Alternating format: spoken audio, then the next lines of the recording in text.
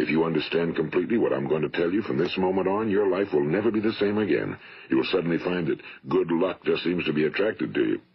The things you want just seem to fall in line, and from now on you won't have the problems, the worries, the gnawing lump of anxiety that perhaps you've experienced before. Doubt, fear, well, they'll be things of the past. Here's the key to success and the key to failure. We become what we think about. Now let me say that again. We become what we think about. Throughout all history, the great wise men and teachers, philosophers and prophets have disagreed with one another on many different things. It's only on this one point that they are in complete and unanimous agreement. Listen to what Marcus Aurelius, the great Roman emperor, said. A man's life is what his thoughts make of it. Ralph Waldo Emerson said this, a man is what he thinks about all day long. William James said, the greatest discovery of my generation is that human beings can alter their lives by altering their attitudes of mind. And he also said, if you only care enough for a result, you will almost certainly attain it. If you wish to be rich, you will be rich. If you wish to be learned, you will be learned. If you wish to be good, you will be good. Only you must then really wish these things and wish them exclusively, and not wish at the same time 100 other incompatible things just as strongly. My old friend Dr. Norman Vincent Peale put it this way. This is one of the greatest laws in the universe. Fervently do I wish I had discovered it as a very young man. It dawned upon me much later in life, and I found it to be one of the greatest, if not my greatest discovery outside of my relationship to God. The great law, briefly and simply stated, is that if you think in negative terms, you will get negative results. If you think in positive terms, you will achieve positive results.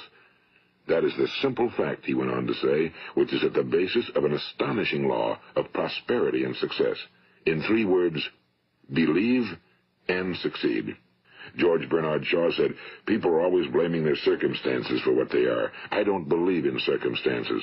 The people who get on in this world are the people who get up and look for the circumstances they want, and if they can't find them, make them. We become what we think about. Now, it stands to reason that a person who's thinking about a concrete and worthwhile goal is going to reach it, because that's what he's thinking about, and we become what we think about. Conversely, the man who has no goal, who doesn't know where he's going, and whose thoughts must therefore be thoughts of confusion and anxiety and fear and worry, becomes what he thinks about. His life becomes one of frustration and fear and anxiety and worry. And if he thinks about nothing, he becomes nothing. Now, how does it work? Why do we become what we think about? Well, I'll tell you how it works as far as we know. Now, to do this, I want to tell you about a situation that parallels the human mind. Suppose a farmer has some land, and it's good fertile land. Now, the land gives the farmer a choice. He may plant in that land whatever he chooses. The land doesn't care. It's up to the farmer to make the decision. Now, remember, we're comparing the human mind with the land because the mind, like the land, doesn't care what you plant in it. It will return what you plant, but it doesn't care what you plant.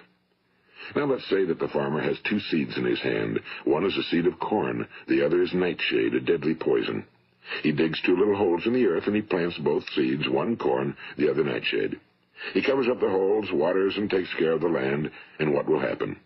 Invariably, the land will return what's planted. As it's written in the Bible, as ye sow, so shall ye reap. Now remember, the land doesn't care. It'll return poison in just as wonderful abundance as it will corn. So up come the 2 plants, one corn, one poison. Now, the human mind is far more fertile, far more incredible and mysterious than the land, but it works the same way. It doesn't care what we plant. Success, failure. A concrete, worthwhile goal, or confusion. Misunderstanding, fear, anxiety, and so on. But what we plant, it must return to us. You see, the human mind is the last great unexplored continent on Earth. It contains riches beyond our wildest dreams. It will return anything we want to plant. Now, you might say, well, if that's true, why don't people use their minds more? Well, I think they figured out an answer to that one, too. Our mind comes as standard equipment at birth. It's free, and things that are given to us for nothing we place little value on. Things that we pay money for, we value. The paradox is that exactly the reverse is true.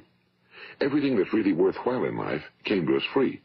Our minds, our souls, our bodies, our hopes, our dreams, our ambitions, our intelligence, our love of family and children and friends and country, all these priceless possessions are free. But the things that cost us money are actually very cheap and can be replaced at any time. A good man can be completely wiped out and make another fortune. He can do that several times. Even if our home burns down, we can rebuild it. But the things we got for nothing, we can never replace. The human mind isn't used because we take it for granted. Familiarity breeds contempt. It can do any kind of job we assign to it, but generally speaking, we use it for little jobs instead of big, important ones. Universities have proved that most of us are operating on about 10% or less of our abilities. So decide now, what is it you want? Plant your goal in your mind. It's the most important decision you'll ever make in your entire life. What is it you want? Do you want to be an outstanding salesman? A better worker at your particular job? Do you want to go places in your company? In your community? Do you want to get rich? All you've got to do is plant that seed in your mind, care for it, work steadily toward your goal, and it will become a reality. It not only will, there's no way that it cannot. You see, that's a law, like the laws of Sir Isaac Newton, the laws of gravity. If you get on top of a building and jump off, you'll always go down. You'll never go up, and it's the same with all the other laws of nature. They always work. They're inflexible. Think about your goal in a relaxed, positive way. Picture yourself in your mind's eye as having already achieved this goal. See yourself doing the things you will be doing when you've reached your goal. Ours has been called the phenobarbital age, the age of ulcers and nervous breakdowns and tranquilizers. At a time when medical research has raised us to a new plateau of good health and longevity, far too many of us worry ourselves into an early grave trying to cope with things in our own little personal ways without learning a few great laws that will take care of everything for us. These things we bring on ourselves through our habitual way of thinking.